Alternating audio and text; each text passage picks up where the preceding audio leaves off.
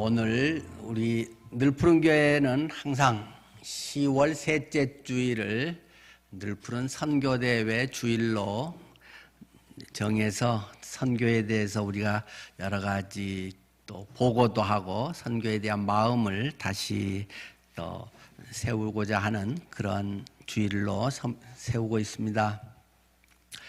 오늘은 우리 이병문 선교사님께서 그 선교 말씀을 전해 주실 텐데, 중국에서 선교 사역을 아주 잘 하셨고, 지금 우리 침례교 세계 선교 훈련원이 전에 우리가 수양회를 3번이나 했던 침례 신학대학 안에 그 세계 선교 훈련원 센터 있잖아요. 그래서 우리가 6년 동안이나 거기 가서 수련회를 했기 때문에 전체 내부 상황들을 눈에 아주 익숙하게 지금도 잘 기억하실 것입니다. 그 총괄하면서 선교사님들의 신임 또는 이미 나가 계신 분들의 재교육, 이런 모든 침례교 선교사님들의 선교 훈련들을 총괄 진행하시고 직접 훈련하시는 이병문 선교사님께서 오늘은 말씀을 전해 주실 텐데요. 우리 오늘 본문의 말씀은 에베소서 3장 7절에서 9절 말씀입니다. 제가 봉독하겠습니다. 에베소서 3장 7절에서 9절 말씀입니다. 이 복음을 위하여 그의 능력이 역사하시는 대로 내게 주신 하나님의 은혜의 선물을 따라 내가 일꾼이 되었노라. 모든 성도 중에 지극히 작은 자보다 더 작은 나에게 이 은혜를 주신 것은 측량할 수 없는 그리스도의 풍성함을 이방인에게 전하게 하시고 영원부터 만물을 창조하신 하나님 속에 감추어졌던 비밀의 경륜이 어떠한 것을 드러내게 하려 하심이라. 아멘. 이 본문의 말씀을 중심으로 행복한 선교사라는 제목으로 말씀 전해 주시겠습니다.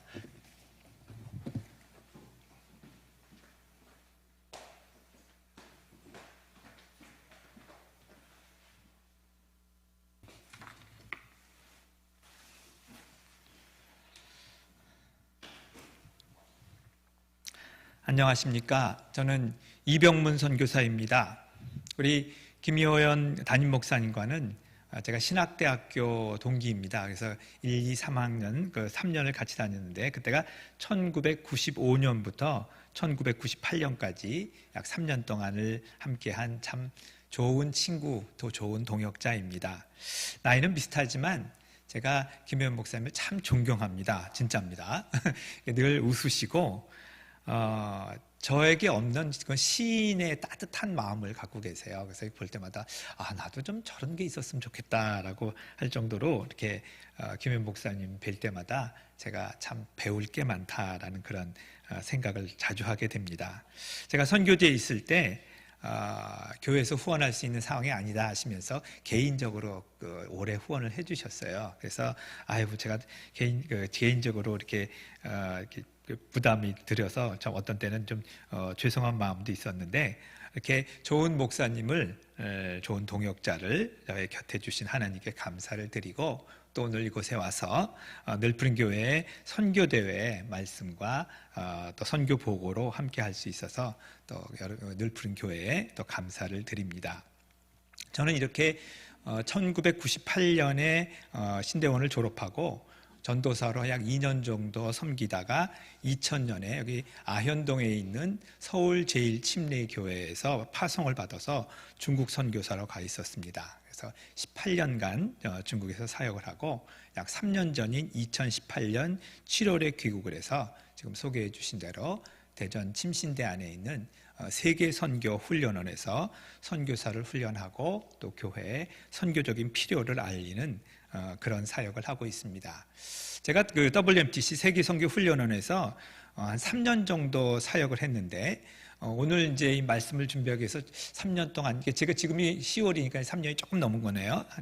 이제까지 9번의 훈련이 있었더라고요. 훈련이 처음 이제 선교지에 처음 나가는 선교사에게는 되게 3주 정도, 아니 3개월 정도 훈련을 합니다. 그리고 선교지에 있다가 다시 돌아오신 분은 보통 1개월, 한 4주 정도 이렇게 훈련을 하는데, 그렇게 해서 1년에 한 3번 정도 그렇게 훈련이 있었습니다. 이 3년 중에서 작년 그리고 올해는 코로나 때문에 모든 것이 정상이 아니었었죠.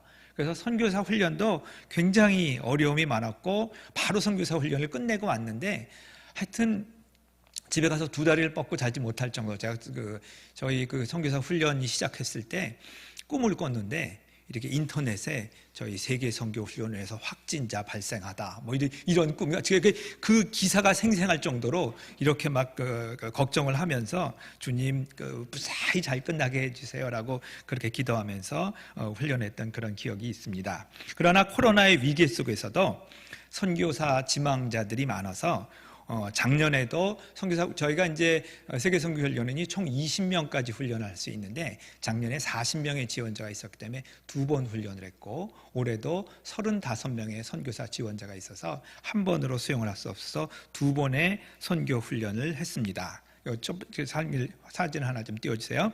그래서 지난 6월 1일부터 주원 1일부터 7월 15일까지 7주 동안 우리가 황금기 선교사라고 이렇게 이제 훈련이라고 이렇게 말씀을 붙이는데, 이건 뭐냐면요, 선교지에 처음 나가시는 분인데, 나가실 때 60세가 넘어서 나가시는 분입니다. 원래 이제 55세 이상은 황금기 선교사로 부르는데, 이제 한국의 젊은이의 인구는 줄어들고 또 젊은이의 신앙의 열정도 옛날 우리 어른들만 못한데, 그거에 비해서 내가 젊을 때 선교에 동참할 수 없었지만, 이제 비록 나이가 들었지만, 요즘 뭐 80, 90까지 사니까 나이가 들었지만 선교지에 나가서 선교사로 헌신하고 싶습니다. 이런 분들이 지난 6월 달에 한 것은 12명이 수료를 하셨는데, 전원 다 60이 넘으신 분이었었습니다. 그래서 이분들이 훈련을 받고, 지금 뭐 코로나 때문에 좀 잠시 주춤하긴 했지만, 뭐 일본으로, 그리고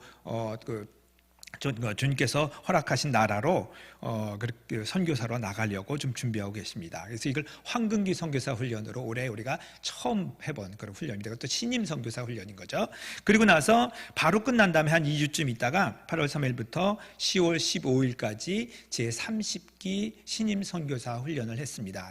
그러니까 앞에 60세 이상의 선교사 훈련을 따로 했으니까 여기는 상대적으로 좀 젊습니다. 주로 30대와 40대. 이건 이제 바로 엊그제 수료 예배를 하면서 앞에 우리 해외 선교회 이사님들, 회장님들 있어 조금 연세가 있는데, 뒤에 훈련생들은 좀 비교적 젊고, 아기들도 뭐 갓난아기가 있고 그래갖고 굉장히 활기찼었는데, 그거에 비해서는 코로나의 시기 때문에 그냥 거의 감금 수준이었습니다. 이게 처음에 이 비대면으로 인터넷으로 조금 이렇게 하다가 이거 도저히 어떻게 훈련의 효과가 나지 않는다 그래서 9월부터는 이제 선교사 훈련을 했는데, 이게 지내놓고 보니까 참 힘든 일을 했구나라고 이렇게 생각이 드는 게, 원래는 3월에 하기로 돼 있었는데 그것이 8월로 연기가 된 겁니다. 연기됐더니 원래 3월에는 코로나 확진자가 한 몇백, 1, 200명밖에 없었는데 8월로 연기해 놓으니까 2,000명, 3,000명인 거예요. 그래서 이거 여우 잡으려다 호랑이 만난다고 우리가 이거 어떻게 하느냐 하다가 도저히 더 이상 연기할 수가 없어서 9월 달에 들어와서 거의 감금 수준으로, 들어오면 일체 못 나갑니다 하는 식으로 해서 이제 지난 엊그제 10월 15일에 훈련을 23명이 마쳤습니다. 이제 이 코로나의 긴 터널이 좀 제발 좀 끝나고 우리가 선교도 자유롭게 나가고 선교사 훈련도 잘 나갈 수 있는 그런 날들을 이렇게 기대합니다. 근데 그러고 보니까 원래 선교사의 길이 고난의 길이죠. 그렇죠. 제가 한 가지 통계를 좀 말씀을 드리면,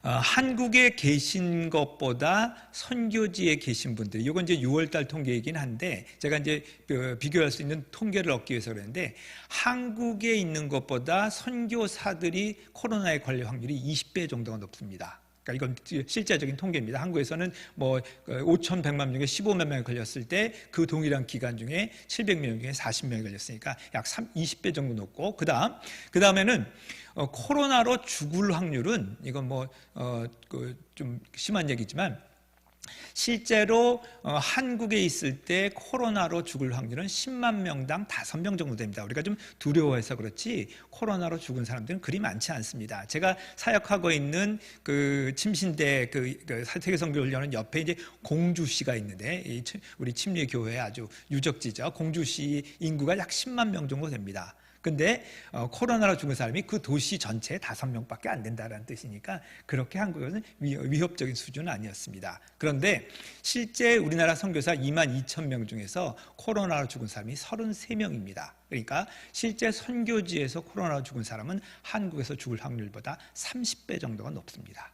그렇지만 선교사들은 이런 것 정도야 하면서 제발 문만 열렸으면 좋겠다 이렇게 하면서 가는 것이죠. 원래 선교사가 이렇게 힘들고 또 위험한 일이지만 선교 지원자가 많다라는 것은 하나님께서 우리 교회에 또 침례교회에 주신 그런 큰 축복입니다.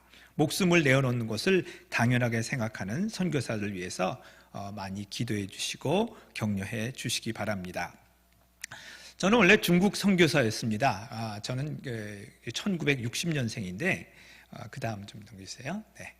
제가 대학교 때, 전 일반 대학을 나왔는데 제가 대학교 때 신월동에 살았습니다. 제가 오늘 전 지금 대전에서 올라오면서 한 1시간쯤 여유가 있어서 제가 옛날에 살던 동네를 겨우겨우 너무 많이 틀려져 갖고 가봤는데 저쪽에 길 건너고 맥도날드 있는 바로 뒤쪽이더라고요. 그래서 가봤는데 여기가 옛날에 살던 집이 맞나 할 정도로 많이 바뀌었던데 그래서 여기 오면서 옛날에 있었던 동네를 다시 갈 수 있겠구나라는 그런 기대를 가졌습니다. 그래서 전 대학교 2학년 때 1980년 정도 되는데 그때 선교사의 소명을 처음 받았습니다. 저는 이제 대학생 선교단체에 속해 있었는데 거기서 그 수련회를 하고 있었습니다. 수련회를 할 때 그때 인도 선교사님이 오셨어요. 인도 목사님이 오신 거예요. 그래서 얼굴이 감잡잡하고 이게 이가 하얗고 그래서 웃으시면 이가 하얗게 이렇게 나오는 인도 선교사님, 인도니 목사님이 오셨는데 그분이 전 놀란 게 세계 지도를 우리 지리 선생님보다 더 잘 그리시더라고요. 세계 지도를 막 이렇게 그리시더니 빨간 그걸로 쫙 빌끔치고 세계 선교를 가로막는 그 2개의 장애물이 있는데 하나는 공산주의입니다 하면서 빨간 걸로 줄을 주시니 세계 선교를 가로막고 있는 2번째 장애물이 있는데 그건 무슬림입니다. 파란 줄로 쫙 이렇게 긋더라고요. 그렇구나. 저는 세계를 한눈에 보면서 하나님의 복음이 하나님의 선교가 그렇게 이루어진다는 것을 처음 알았어요. 그리고서 그 말씀을 전하시고 나서 그 목사님이 여러분들 중에서 저 땅끝에 가서 선교사가 되어서 하나님의 복음을 전할 사람이 있으면 일어나라 말씀하시더라고요. 대학교 2학년 때입니다. 저는 저희가 이제 기독교 집안이었으니까 어머님 따라서 그 교회 부흥회를 많이 갔었거든요. 뭐 중학교 때 고등학교 때도 부흥회를 갔었는데 그럼 부흥사 목사님들이 여러분들 중에 목사 할 사람 있으면 일어나 이렇게 하시잖아요. 저 그렇게 말씀하시면 주여 죄를 보내소서 전 절대 안 일어났거든요. 그리고 저는 그때 한 번도 일어난 적이 없는데 지금 뭐 목사가 됐지만 그날 그 부르심에는 이건 제가 일어난 게 아닌 거예요. 어느 순간을 보니까 제가 일어나 있고 주님 저를 부르시면 제가 정말 저 땅 끝에 가서 주의 복음을 전하는 선교사가 되겠습니다. 라고 그렇게 이제 하나님께 헌신을 한 것이 대학교 2학년 때였었습니다. 하지만 이제 제가 대학을 졸업하고 나서 집안 사정으로 바로 선교사로 나갈 수는 없었고 그러고 나서 직장 생활을 한 10년 정도 하고 나서 이제 때가 되었다라고 생각해서 신학교를 가고 그리고 선교사 교회 사역을 한 다음에 선교사 훈련을 받고 중국으로 간 것이 2000년 6월이었습니다. 2000년 6월에 중국에서 처음에는 북경으로 갔었는데 근데 2개 도시에서 제가 사역을 했습니다. 그러고 나서 18년이 지난 후에 은혜로 무사히 돌아올 수 있었습니다. 제가 중국에서 한 사역은 그다음 계속 넘겨주세요. 네, 넘겨서 훈련 받고 제가 2000년 6월에 저렇게 젊었을 때 파송받고 저희들이 저렇게 조그만 때 파송을 받았습니다. 넘겨주시고요. 네. 중국에서 처음 갔을 때 우리 애들이 조그만 애들을 데리고 그리고 저렇게 이제 모임들을 이렇게 개척했습니다. 넘기시고요. 그리고 새로운 도시에, 남쪽에 있는 새로운 도시에 가서 사역을 했는데, 그 다음에요. 제가 중국에서 사역을 하려다 보니까, 중국은 기독교인이 있는 나라죠. 그때만 해도 한 4, 5% 정도가 기독교인이라고 봤는데, 제가 여기서 똑같은 교회를 또 하나 개척할 필요가 있느냐라는 고민을 하다가, 하나님께서 저에게 경험으로 주시고 또 그 소명으로 주신 대학생들에 가서 복음을 전해야겠다, 이런 생각을 했습니다. 대학생을 택한 것은, 제가 대학생 선교단체 출신이기도 하고, 중국 경우에는 전문대를 포함해서 대학을 나온 사람이 전 인구의 7%밖에 안 됩니다. 그러니까 대학을 나왔다라는 것은 그 사회의 지도자 계층으로 들어간다는 얘기인 거죠. 제가 처음에 가서는 지도자, high educated people, 그러니까 지도자들, 고학력자들에게 복음을 전하기를 원했는데, 왜냐하면 그런 그 선교가, 중국이 교회가 있지만 교회들이 주로 농촌에서 시작을 했기 때문에 대도시의 고학력자들에게는 복음이 상대적으로 연약하거든요. 그래서 그들에게 복음을 전해야 할 텐데, 누구부터 복음을 전할까 했을 때 젊은, 그리고 미래의 중국의 지도자가 될 대학생들, 저는 굉장히 명문 대학들에서 복음을 전했는데, 대학생 사역을 하면서 제가 7개, 하나를 띄워주세요. 7개의 대학생 모임에서 모임을 개척을 하고, 그 다음에 주님께서 은혜를 주셔서 중국의 5개의 도시로 진출을 해서 거기서 대학생 사역을 할 수 있었습니다. 자, 그 다음에요.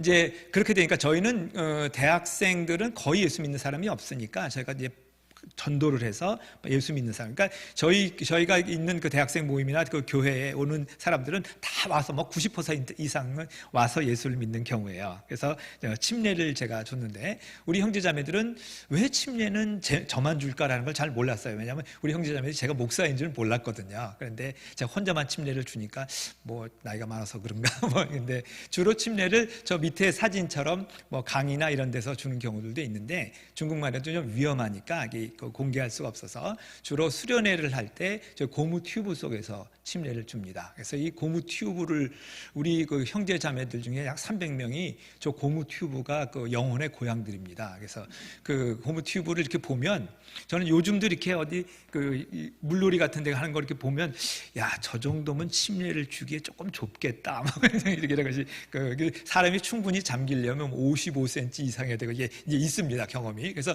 침례를 한 300명 정도에게 침례를 주었고, 그 다음에 그리고 이런 사역을 저 혼자 할 수 없기 때문에 제가 이제 뒤에 가서는 전임 사역자들을, 대학을 졸업하고 나서 직장을 가지 않고 하나님의 사역을 하는 목회자들을 만드는 거죠. 그래서 대학생 사역을 하거나 교회 사역을 하는 전임 사역자들을 세웠습니다. 그래서 제가 그곳에서 있는 동안 17명의 그 사역자를 세웠고, 그 중에서 10명이 지금까지 사역을 하고 있고요. 그 다음에 그 중에서 3명이 목사가 되었습니다. 맨 왼쪽에 있는 3명은 대학을 졸업하고 나서 아주 명문대를 나온 친구들인데, 대학을 졸업하고 나서 일반 직장을 갖지 않고 하나님의 사역을 하겠다라고 처음 헌신한 형제자매들이고, 오른쪽의 사진은 제가 떠나기 직전에 사역자들입니다. 그래서 이들에게 사역을 다 맡기고 온 거죠. 아래에 있는 사진은 이제 미국에서 사진인데, 이제 뒤에 조금 얘기를 드릴 텐데,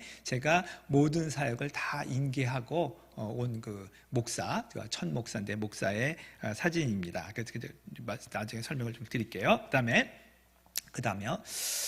젊은이들 사역을 하니까 이 짝을 맞춰주고, 그 다음에 결혼식 해서 가정을 만들어주는 게 굉장히 중요한 사역이더라고요. 그래서 제가 중국에 있으면서, 한국에서도 거의 주례해 본 적이 없는데, 중국에서 결혼식 주례를 38쌍을 주례를 했습니다. 그래서 제가 딱 조건이 있습니다. 너 나한테 주례를 해서, 그다음에 만약에 이제 내가 이제 가정을 이루는데 도움을 주면 한 가지 조건이 있다. 그게 뭐냐면 이혼을 할 수 없다. 동의하느냐? 정말 이혼한 친구들이 없었는데 여태까지.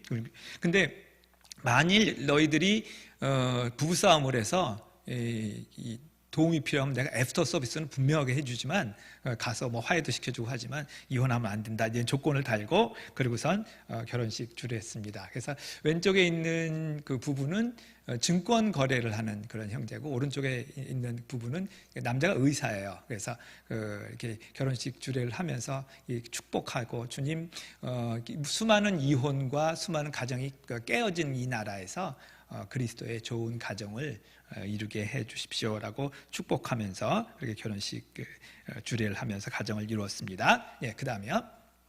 제가 사역을 할 때 하나님께 정말 감사드리는 것은 저희의 교회에 저희의 이제 그 대학생 모임에는 일꾼이 좀 많은 편이죠. 그리고 이제 대학생들은 헌신을 할 때 내려놓을 게 별로 없기 때문에 과감하게 헌신을 합니다. 그러니까 일생을 하나님께 딱 드리면서 제가 평생을 주님을 위해 살겠습니다. 이렇게 헌신하기 때문에 우리가 그들을 통해서 선교사 4명을 파송을 했습니다. 물론 이제 단기 선교사이기 때문에 가서 몇 년 후에 돌아오긴 했지만 저 왼쪽의 사진이 선교사들 중국 형제 자매들인데 중국 형제 자매들 선교사로 파송 예배를 하는 거고 오른쪽에는 저 뒤에 글씨가 안 보이는데 키르기스탄에 우리 대학원 나온 두 영어를 잘하는 사람을 우리 이제 한국 선교사 밑으로 보내야 되기 때문에 영어로 소통을 해야 되니까 영어를 잘하는 형제 자매들을 보냈고 그 아래는 제가 있었던 도시에 선교 단체를 만들어서 이제 저희 쪽 교회만 선교사를 파송하는 것이 아니라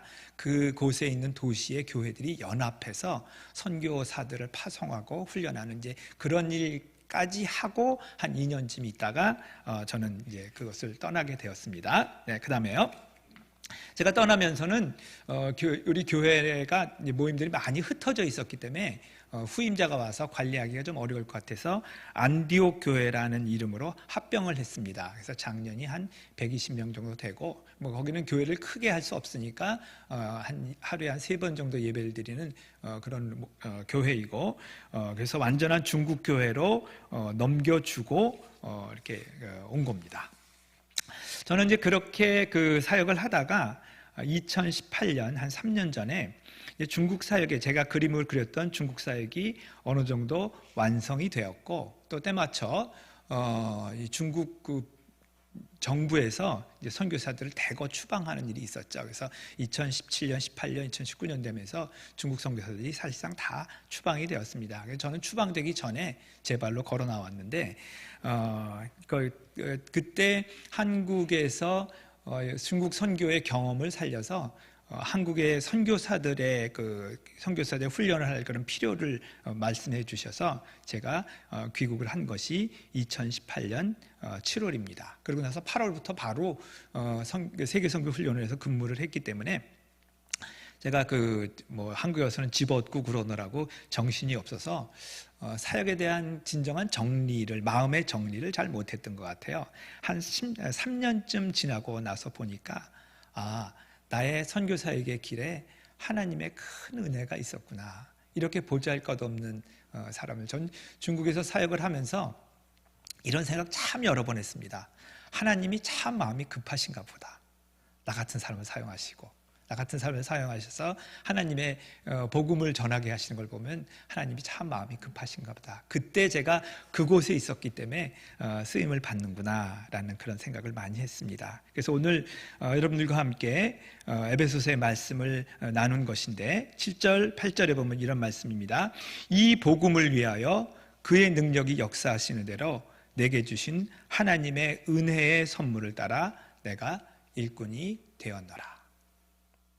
그의 능력이 역사하시는 대로 내게 주신 하나님의 은혜의 선물을 따라 제가 일꾼이 되었습니다. 그리고 아무리 봐도 모든 성도 중에 지극히 작은 자보다 더 작은 나에게 이 은혜를 주신 것은 측량할 수 없는 그리스도의 풍성함을 이방인에게 전하게 하시고 아무리 봐도 모든 성도 중에서 지극히 작은 자 아직도 흠이 많고 약점투석인 저에게 이렇게 큰 은혜를 주신 것은 하나님 그리스도의 풍성한 은혜를 저 이방에 저 땅끝까지 전하기를 하나님이 참 원하시는구나. 그래서 그 쓰임을 받는구나 이런 생각을 하면서 저는 다른 분은 그렇게 생각 안 할지 몰라도 저는 저 자신이 굉장히 행복한 선교사다 이렇게 생각을 합니다. 오늘은 제가 선교에 대한 일반적인 얘기를 하기보다는 이제 우리 늘푸른 교회와 선교적인 동역을 하기 위해서 저를 소개하는 그런 시간인 것이라고 말씀해 주셔서 저는 저를 소개하면서 저는 참 행복한 선교사이고 행복한 선교사였습니다라고 말씀을 드리는 겁니다. 지극히 작은 자인데 하나님께서 큰 은혜를 주셨습니다. 행복한 선교사라고 말씀드리는 첫 번째 이유는 현지인에게 사역을 이양하고 귀국할 수 있었기 때문입니다. 그 다음까지는요. 제가 선교사들은 이제 사역을 하고 나서 그걸 떠나야 될 시기가 있는 거죠. 제가 그 오른쪽 밑에 사진이 뭐냐면 사역을 이양한 우리 목사에게 마지막으로 교회에 준 선물인 거죠. 교회에 준 선물이 뭔지 아십니까? 금색으로 생긴 이 릴레이 바톤입니다. 제가 여기까지 뛰어왔는데 이 바톤을 우리 천 목사에게 넘기니 이제 주님께서 우리에게 주신 사명을 더 달려가서 완주해 주시기 바랍니다 라는 뜻으로 이 계주 바톤을 넘겨줬습니다. 사실 성경은 신앙을 달리기로 비유하고 있죠. 여러 가지 달리기를 비유하고 있는데, 그러나 달리기에는 여러 가지 종류가 있습니다. 제 생각으로 우리의 인생의 길, 우리의 신앙의 길은 마라톤과 같다라고 생각을 합니다. 요즘은 우리의 수명이 길어져서 80세, 100세까지도 가죠. 그럼 100년 가까이 인내로서 우리의 믿음의 경주를 달려가는 마라톤과 같은 것이 우리의 인생의 경주, 우리 믿음의 경주라고 생각을 합니다. 하지만 선교사의 선교 사역은 굳이 경주로 비유를 한다면 릴레이와 비슷하다라고 생각을 합니다. 계주 아시죠? 이렇게 4명이서 달려가서 바톤 넘겨주고 그 다음 하는 릴레이와 같다. 왜냐하면 선교사역은 그 긴 2000년이나 지속되어 온 이 복음과 교회의 역사 중에 아주 작은 부분을 하는 사람입니다. 그래서 저는 그곳에 가서 주님께서 저에게 맡겨주신 그 일을 하고 그 다음 사람에게 그 바톤을 넘겨주고 오는 것이다 라고 하는 것이죠.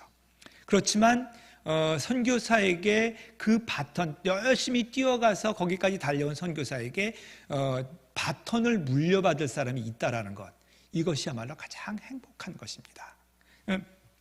무슨 뜻이냐면 선교사의 자랑은 선교사가 있었을 때 그것이 크게 부흥하는 것이 아니라 선교사가 떠났을 때 그것이 더 부흥하는 것이 선교사의 가장 큰 자랑이고 선교사의 가장 중요한 임무라는 것입니다.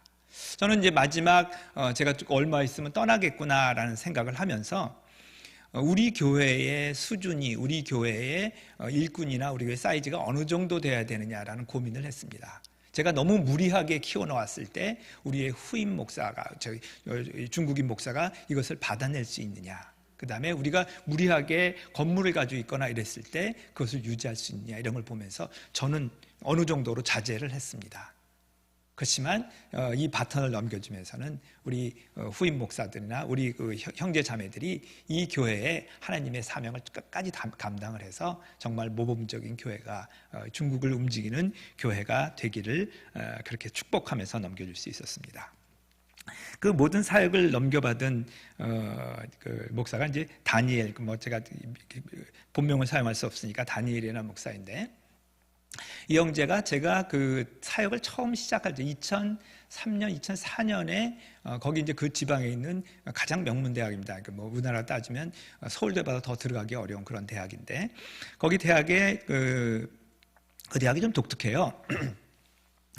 4년 공부를 하는데 3년은 다른 도시에서 공부를 하고 2년은 다른 도시에서 공부하고 2년은 이제 본교에 와서 공부를 하는데, 예를 들면 한국으로 따진다면 2년은 천안에서 공부를 하고 2년은 서울 와서 공부를 하는 이제 그런 식인 거예요. 그렇게 공부를 해 3학년이 돼갖고 있던 도시에 처음 와서 온 첫날이랍니다. 첫날에 야, 이건 유명한 도시인데, 유명한 학교인데 내가 이제 이 학교에서 공부를 하게 3학년부터 공부하겠구나라고 해서 산책을 나왔답니다. 산책을 나왔는데 처음 와보니까 여기가 어디야, 좀 재밌는 거 없을까, 이렇게 생각을 했을 때 우리 전도팀하고 딱 만난 거예요. 그리고선 저기 가면 우리 재미있는 그리스도인 모임이 있는데 한번 가볼래? 했더니 어디 재미있는 거 없을까, 이렇게 찾을 때 딱 만나서 그때 가서 얼마 안 돼서 예수를 믿었습니다. 근데 그 형제가 아들이 셋이에요. 중국도 이렇게 하나 낳기 있었지만 이게 또 지방들은 그렇지 않았거든요. 아들이 셋인데 아주 시골 출신입니다. 그러니까 쉽게 얘기해서 소 팔아서 서울대 보낸 거거든요. 그리고 그 동생은 공장에 다니고 그렇게 됩니다.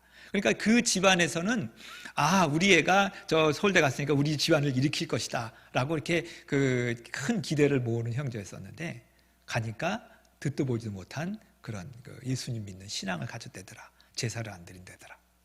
그 집에 가서 이제 방학 때 집에 가서 전도하고 있습니다 했는데 와서는 눈물을 뚝뚝 흘리면서 전도는커녕 매 맞고 왔습니다. 제가 절을 할 수 없습니다 그랬더니 너는 우리 호족에서 빼. 그리고서 그렇게 어려움을 당하면서 함께 제가 여기 와서 그 중국에 와서 복음을 전해서 그렇게 핍박을 받으니까 제가 할 말이 없더라고요. 그래서 그냥 같이 울었어요.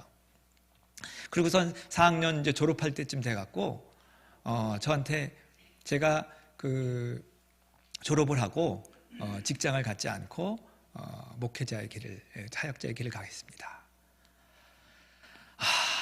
이 말을 했을 때 이걸 잘했다고 해야 되는 건지 아서라 말려야 되는 건지 잘 모르겠더라고요. 그러나 그 길이 얼마나 어려운 길인지 아는데도 불구하고 주님이 주신 은혜가 그렇게 크기 때문에 제가 사역자의 길을 가겠습니다 라고 집안에 반대가 있고 집안에서 너는 이제 우리 호족에서 우리의 그 자녀 아니야 이제 이렇게까지 됐었죠. 결혼할 때도 허락을 안 해줘 갖고 우리는 이제 가르치기를 부모님 허락 없는 결혼은 옳지 않다라고 했기 때문에 부모님 허락을 꼭 받게 했는데 결혼 허락을 받기 위해서 몇 년을 기다렸었어요. 그리고 또 결혼을 해서 아기를 낳았는데 첫 번째 아기가 낳은 지 열흘 만에 죽었어요.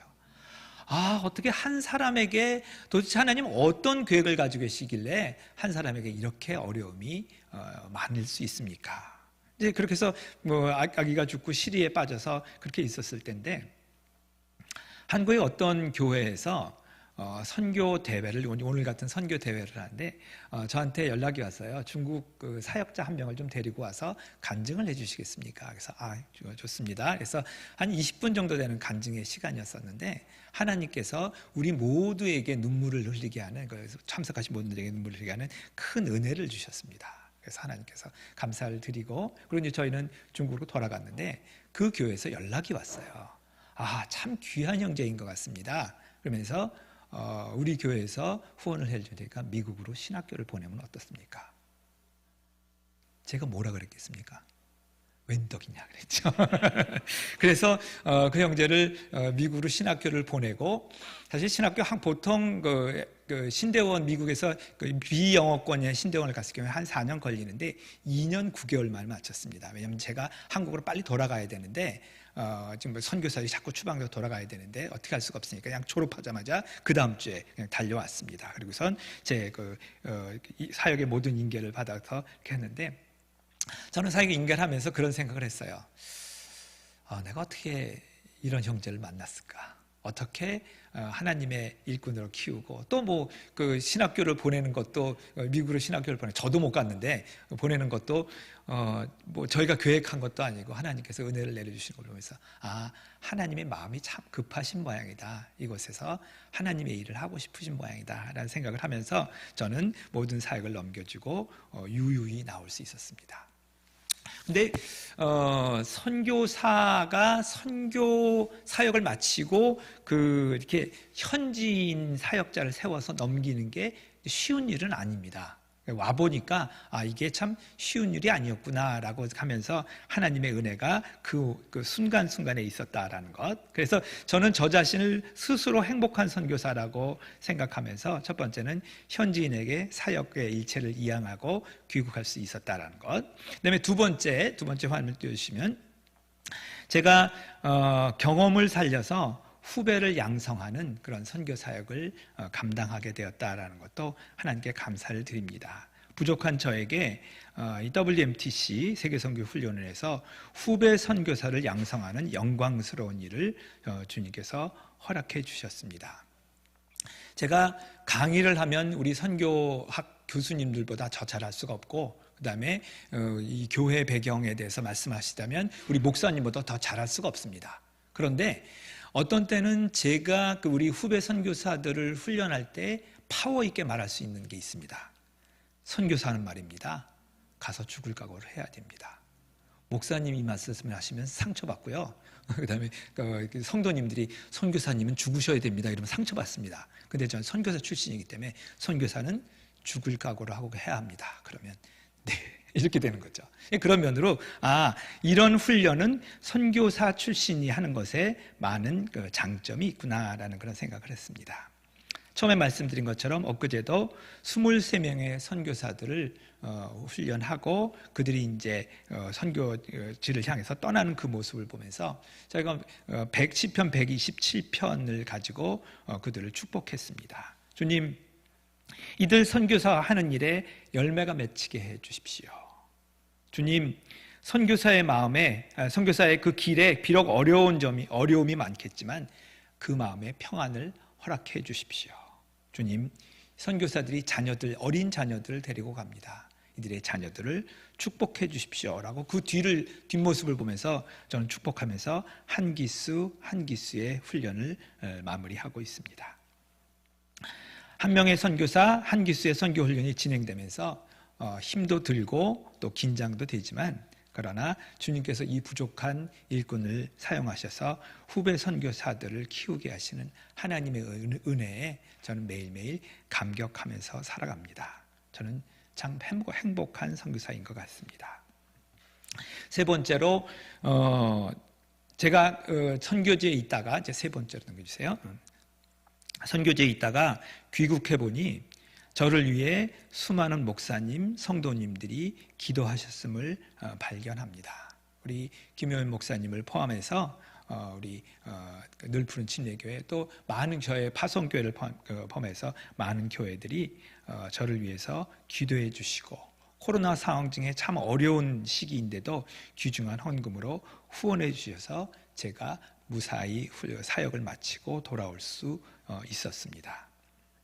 저는 훈련받고 있는 선교사에게 이렇게 가르칩니다. 그 밑에 있는 노란 글씨가, 선교사는 교회를 대신해서 가는 사람들이 아니다. 교회를 대표해서 가는 것이다. 교회가 함께 가는 것입니다. 그러나 몸이 가는 사람은 그 중에 한 명인 것이죠. 그러면서 여러분의 이 뒤에는 교회가 있고, 교회가 여러분들의 뒤를 봐줄 것이고 기도해 줄 것이고, 그러나 한 가지 잊지 말아야 될 것은 여러분이 여러분의 사역을 하는 것이 아니라 교회가 받은 그 사명을 감당하는 것이다. 네, 제가 와보니까 늘푸른 침례교회 5분의 파송 선교사님들이 있습니다. 일본에서 또 어디서 이렇게 파송 선교사님들이 있죠. 그분들은 자신의 일을 하는 것이 아니라 늘푸른 침례교회의 사명을 그 선교지에서 하는 것입니다. 그렇다면 선교사들은 각별한 책임감과 각별한 사명을 가지고 일해야 될 것이고, 교회는 그분들을 위해서 열심히 기도해 주시고, 이런 선교대에 들려서 그 선교사들을 많이 격려해 주시기 바랍니다. 많은 선교사들이 어려움 속에서도 복음을 전하기 위해서 힘쓰고 있습니다. 선교사들을 위해서 기도해 주시고 후원해 주신 늘푸른 교회에 감사드리며, 우리 선교사님들, 특히 코로나로 인해서 어려운 이 시기에 선교사와 그 자녀와 그 선교지의 백성들을 위해서 여러분 끊임없이 기도해 주시기를 부탁드립니다. 감사합니다. 제가 한번 기도하겠습니다.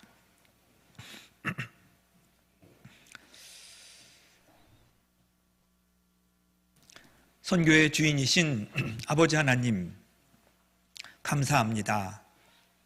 부족한 일꾼을 주의 복음의 일꾼으로 삼아주시고 저 땅끝에 가서 이런 일들을 감당케 하시니 하나님 감사합니다. 하나님, 코로나의 어려운 시기 가운데 우리 선교사들이 20배, 30배 어려운 지역에서 사역을 하고 있습니다. 주님, 그들을 보호하여 주시고 그들의 눈물에 답해 주시옵소서. 하나님, 우리를 대표해서 선교지로 간 선교사를 저희가 잊지 않게 해 주십시오. 주님, 우리 늘푸른 침례교회가 그들을 기억하며 기도하며 후원하는 일에 게으르지 않게 하시고 함께 가는 귀한 교회가 되게 해 주시옵소서. 우리 늘푸른 교회를 축복하오니 선교의 귀한 모범이 되는 교회가 되게 해 주시옵소서. 감사드립니다. 예수님의 이름으로 기도합니다. 아멘.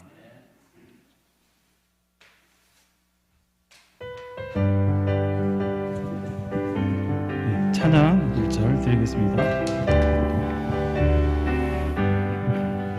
온 세상 위하여 나 복음 전하리.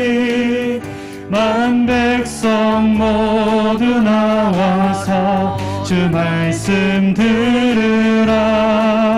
죄 중에 빠져서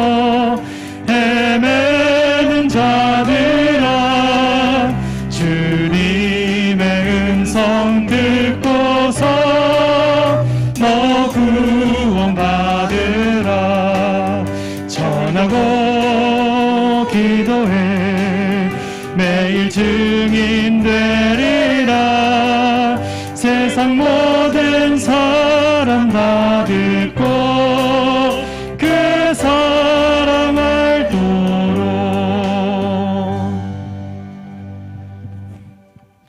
이제는 우리 주 예수 그리스도의 크신 은혜와 하나님의 한없으신 사랑하심과 성령께서 부르시고 하나님의 귀한 뜻을 이루도록 능력을 주시고 하나님의 사람을 세워서 이 복음의 풍성한 열매를 맺게 하시는 역사가 복음 안에 살아가는 모든 이들 우리 교회들 위해 함께 하시기를 축원하옵나이다.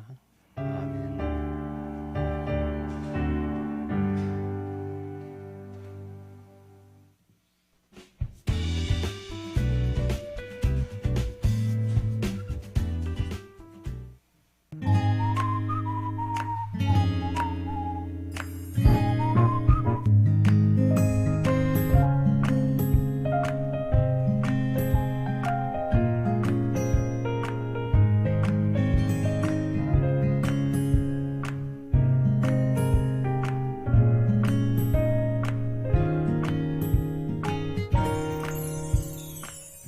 안녕하세요. 일본 후쿠오카에서 사역하고 있는 윤정현 선교사입니다.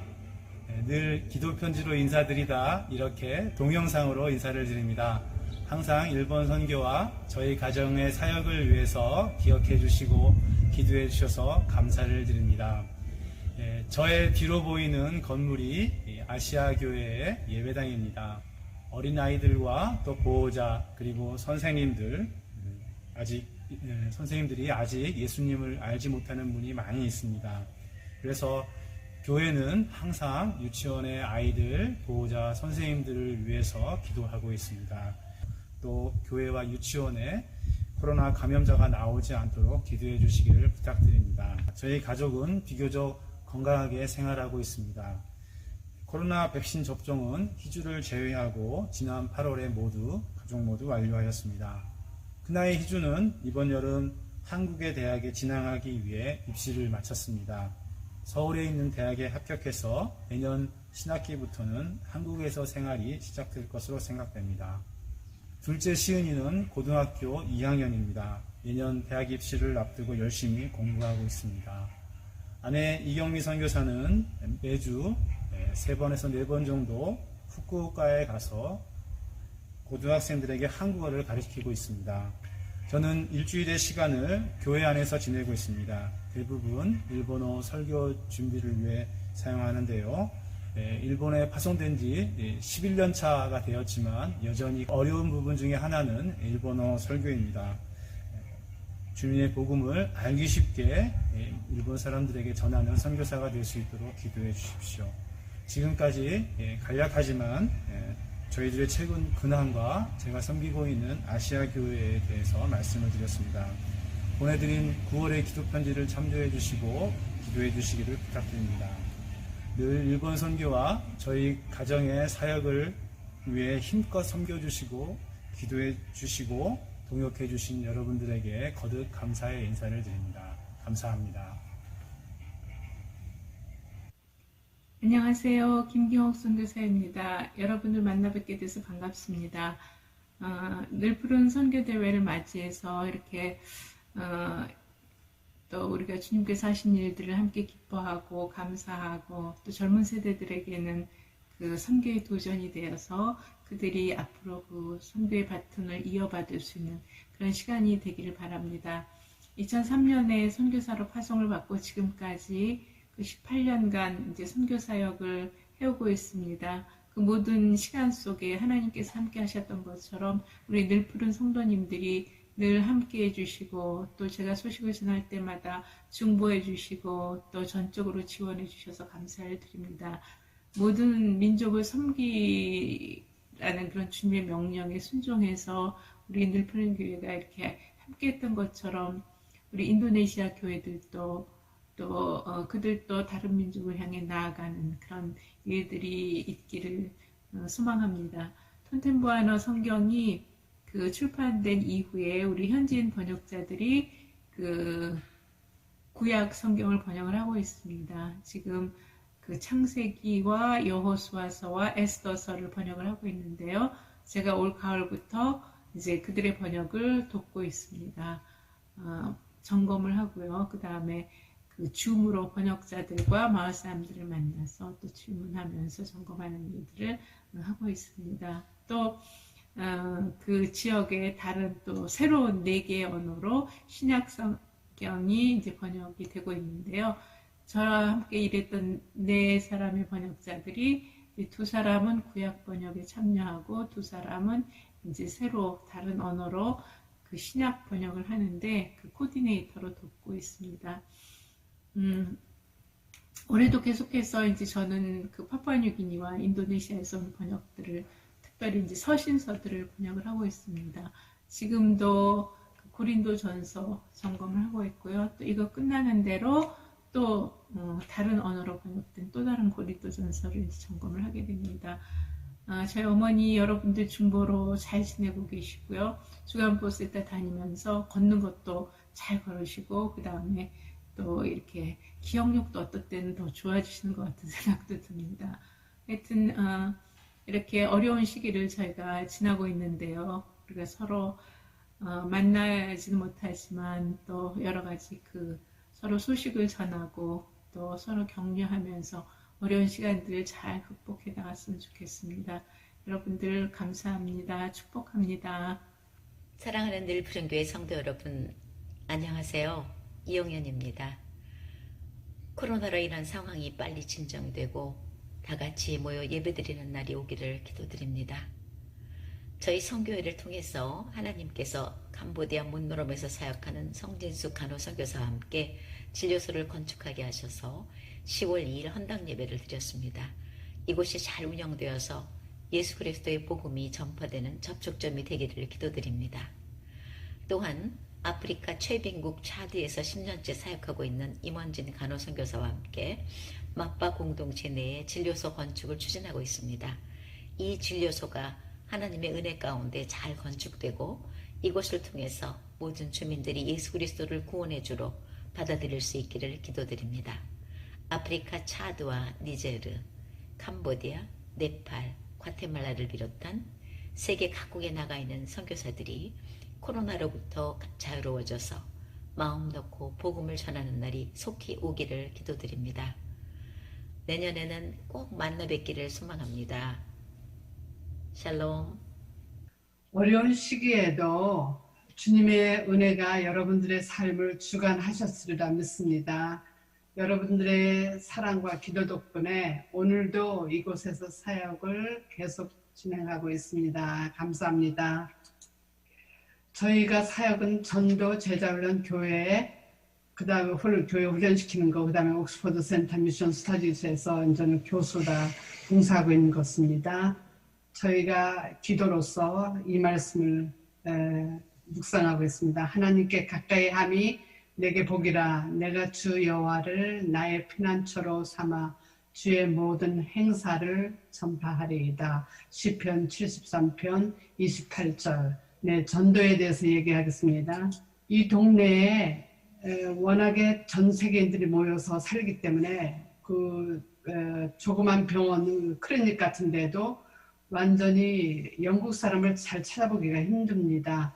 인도, 파키스탄, 아프리카, 중동 사람들, 이런 사람들이 와서 의사, 간호사, 그 사역을 하고 있는데 그분들에게 한 달에 한 번씩, 어떤 때는 2달에 한 번 정도, 일이 생길 때마다 초콜릿 브라우니를 만들어서 말씀을 넣어서 예쁜 카드와 함께 초콜릿을 이렇게 포장해서 나눠주고 있습니다. 벌써 이게 4년이 됐네요. 그런데 올해 봄, 여름에 한국에서 어떤 분이 그 페이스 마스크를 보내주셔서 이걸로 어떻게 하나 고민을 하다가 이 조그만 교회들이 많아요. 20-30명 된 교회들이 이 주위에 많습니다.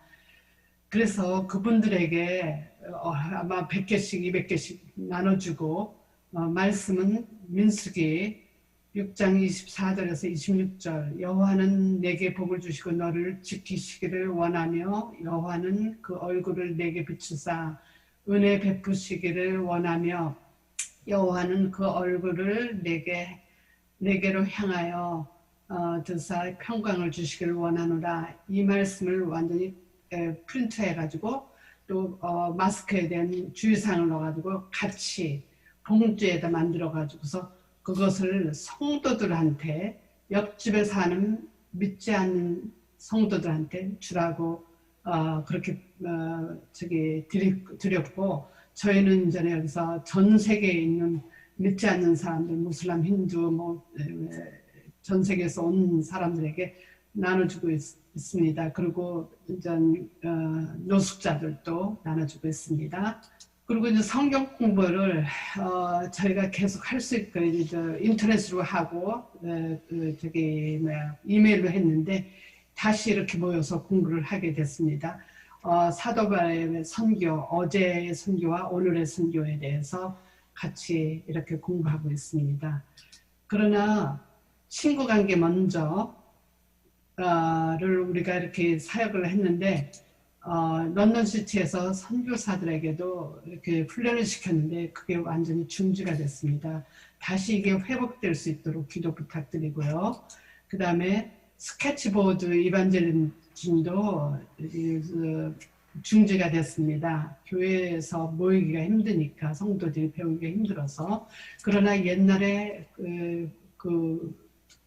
코로나 바이러스가 오기 전에 배웠던 분들이 거리에서 화요일, 수요일, 목요일 날, 말하자면 시청, 영등포 이렇게, 그런데 많은 분들이 오고 가는 그런 거리에서 화, 수, 목 그렇게 목사님들, 선교사님들이 이렇게 전하고 있습니다. 이분들을 위해서 기도 부탁드립니다. 작년부터 올 7월까지인가 8월까지는 옥스퍼드를 갈 수가 없었습니다. 왜냐하면 금지되었기 때문에. 그래서 그동안에 그 줌으로 또 인터넷으로 다 이렇게 사역을 계속 하는데 너무 피곤했어요. 미팅이 너무 많고, 그래서 어떤 때는 쉬는 날도 없이 그냥 일주일 내내 사역을 하게 됐는데 9월 초부터 이제는 다시 출퇴근을 해서 거기서 이제는 사역을 하는데, 아직도 학생들이, 전 세계에 있는 학생들이 영국에 못 오니까 줌으로 다 사역을 계속 하고 있습니다.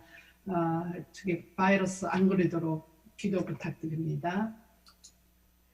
그리고 저희가 다시금 이제 나이가 점점 저희가 참 자주 피곤해요. 그래서 포기하고 싶은 생각이 너무 많은데 주님께서 이 말씀을 주시면서 다시금 저희들에게 힘을 주셔서 계속 사역을 하고 있습니다. 하나님이여, 내가 늙어 100세가 될 때에도 나를 버리지 마시며 내가 주의 힘을 후대에 전하고 주의 능을 장래 모든 사람에게 전하기까지 나를 버리지 마소서. 시편 71편 18절.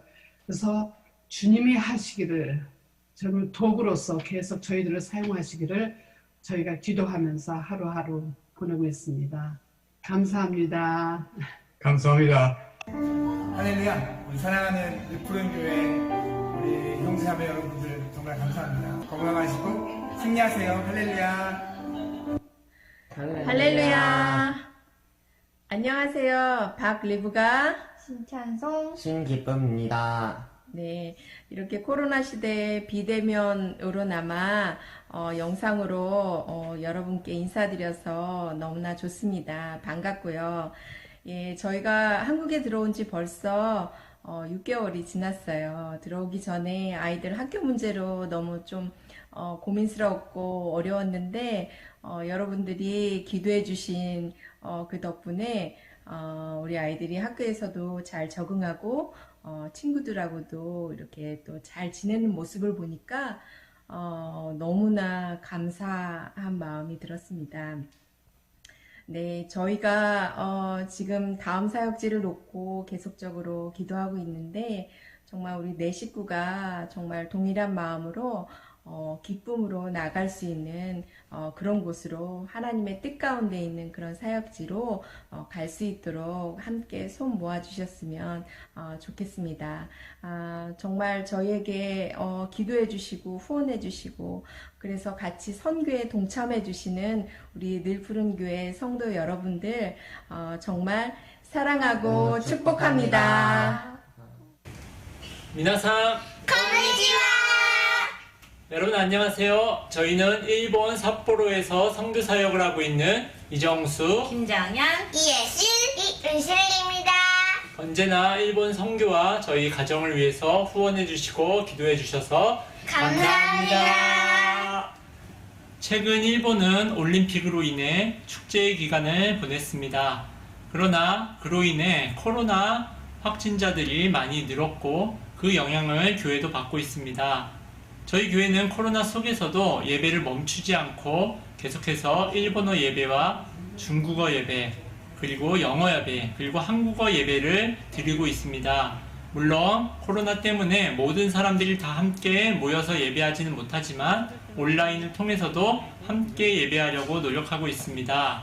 너무나도 감사한 것은 코로나 속에서도 새로운 교인들이 늘고 있다는 것입니다.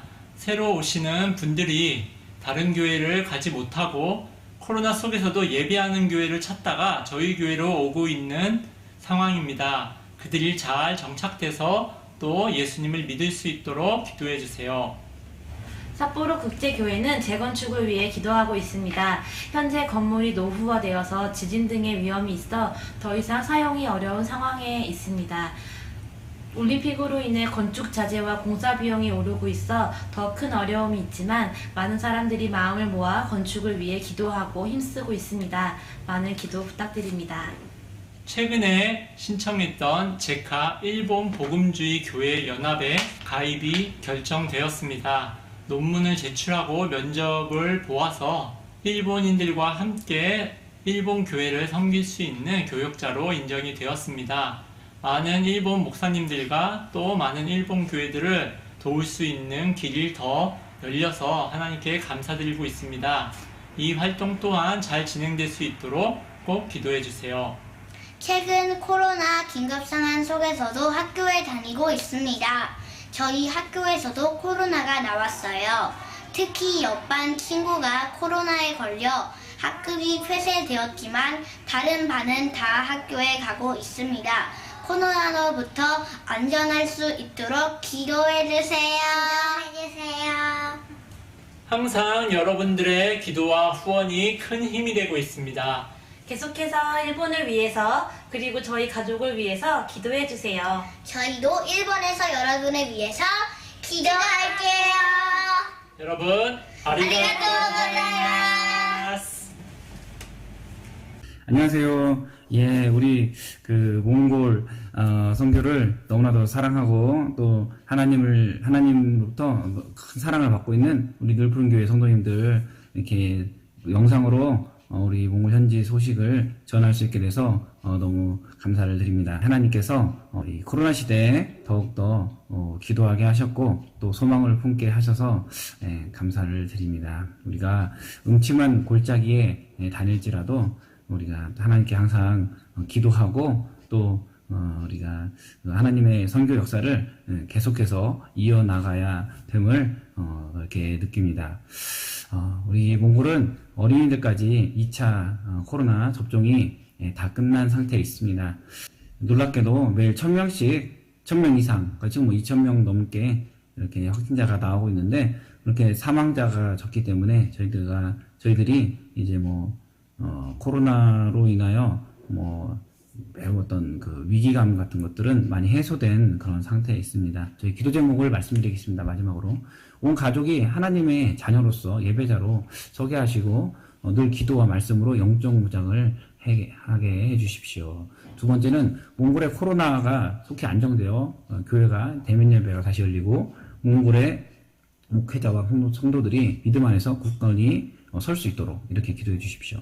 그리고 세 번째는 가을학기 다시 1:1 사역, 성경 공부 사역을 감당하는데 저희가 이제 교재를 또 번역하는데 이런 번역 일들이 사역이 잘 진행될 수 있도록. 네 번째는 이제 게르 흐리스 교회 갈라 목사님과 또 가정의 어떤 코로나 이런 양성 부분 이런 부분들이 이제 어떤 아팠던 부분들이 잘 회복되고 또 능력 있게 잘 사역을 감당할 수 있도록 또 온라인 단기팀을 좀 계속해서 받아서 어떤 이렇게 온라인으로라도 계속 선교에 대한 어떤 그런 열정을 키울 수 있도록 그리고 또 이제 홈리스 센터, 올지드 아사르 센터에서 이제 이 노숙자들이 이제 알코올 문제라든지 어떤 그런 부분들이 알코올 상담 아내 같은 경우는 알코올 상담을 하고 싶어 하는데 이런 부분들 또 재정적인 부분들이 잘 해결될 수 있도록 그리고 제천이 주화가 또 이제 영육간의 주의 말씀으로 잘 말씀 안에서 또 가정 안에서 또 이렇게 행복을 느끼고 또 MK학교에서 대면 수업을 잘 하고 이렇게 할 수 있도록 그 다음에 저희 어머니가 좀 이렇게 폐암으로 치료 중인데 부작용 없이 깨끗하게 이렇게 잘 치료되고 또 주님 안에서 평안을 누릴 수 있도록 또 이러한 모든 사역을 위한 어떤 중보 기도자와 재정이 확보될 수 있도록 이렇게 기도해 주시기 바랍니다. 우리 늘 푸른 교회 우리 성도님들 항상 응원하고 기도하겠습니다. 네, 감사합니다.